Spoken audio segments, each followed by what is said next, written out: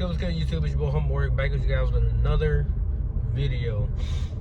So today, Lions linebacker Grant Stewart,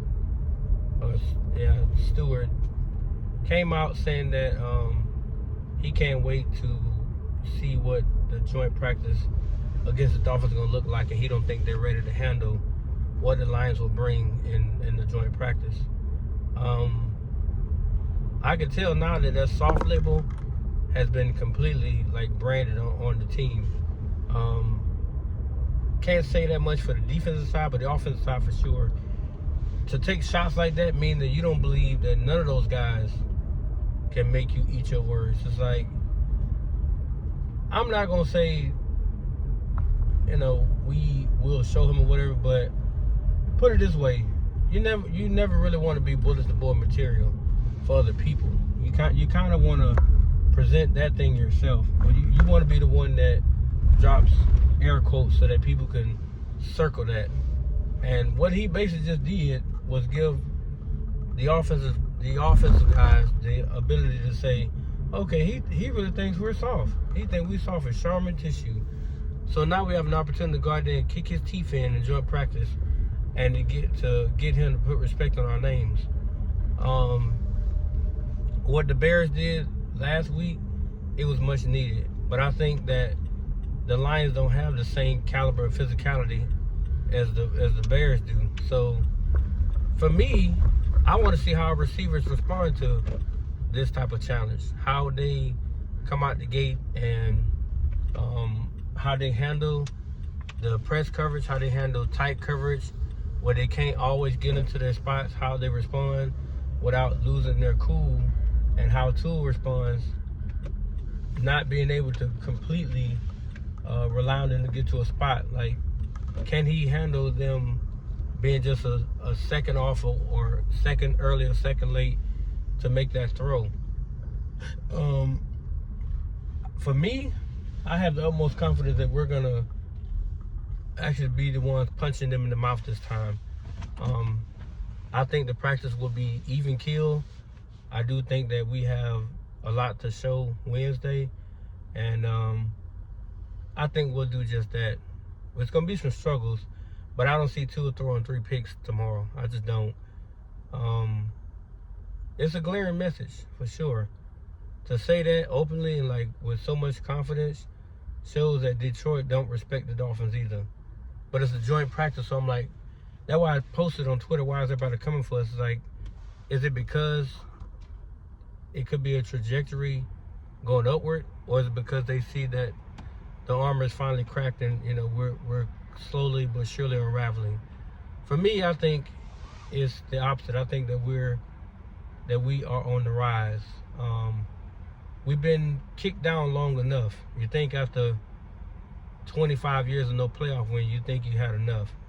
I think the defensive unit is built to withstand this season, to give us opportunities even late with these other games that are coming.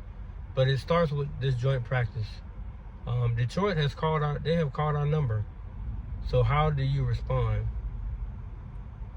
I'm not saying you got to go out there and push people on the ground and all that stuff, but Jonah, Patrick Paul, James Daniels, Brewer, Tua, Achane,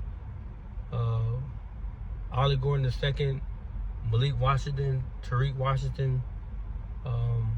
You guys got to come with it. You guys got to come with it. Because this is your opportunity to say, or to show other people that you can be physical, that you're not just a rah-rah flash in a pan type team. I think we have that physicality. We just got to unleash it now. And part of that is Mike McDaniel's job to say, hey, they really writing y'all off as pussies. Like, they really think you guys can't match physicality with physical force. They don't think you can do it. I will get my team so amped up for this damn joint practice that they will come out there swinging full throttle. And I want to see how we do, or I want to hear about how we do in the joint practice.